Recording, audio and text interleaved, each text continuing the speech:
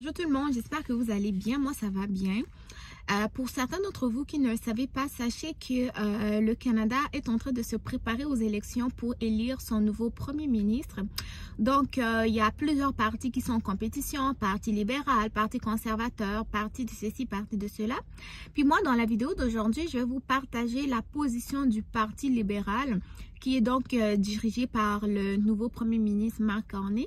Et j'aimerais vous partager sa position en lien avec la crise de logement et aussi en lien avec les seuils d'immigration.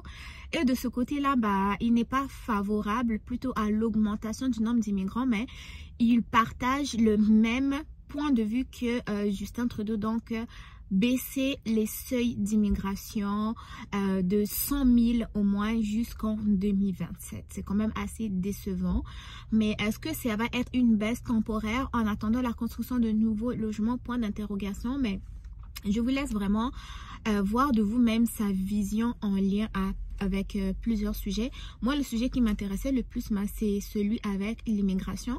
Mais je vous partage tout le résumé parce que oui, il y a des personnes qui me suivent depuis l'étranger, mais il y a aussi des personnes qui me suivent donc depuis le Canada. Donc, bon visionnement et dites-moi si vous envisagez toujours le Canada comme destination pour votre projet. Position du Parti libéral du Canada en date du 25 mars.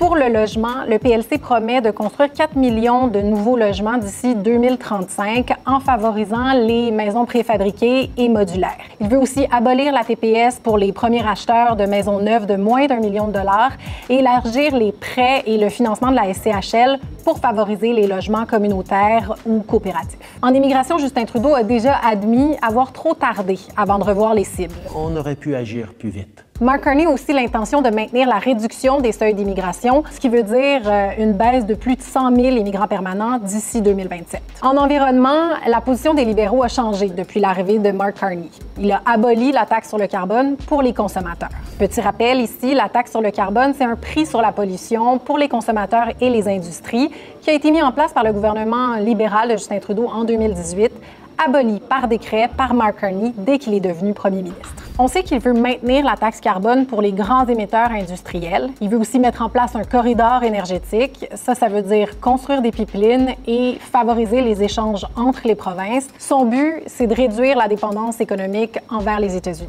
Parlant de guerre commerciale, Mark Carney juge que les tarifs douaniers imposés par Donald Trump vont à l'encontre de l'accord de libre-échange entre le Canada, les États-Unis et le Mexique. Et il pense qu'avant de parler de renégociation de cet accord-là, il faut que Donald Trump arrête les menaces d'annexion du Canada. C'est fou, hein? C'est simple, c'est fou.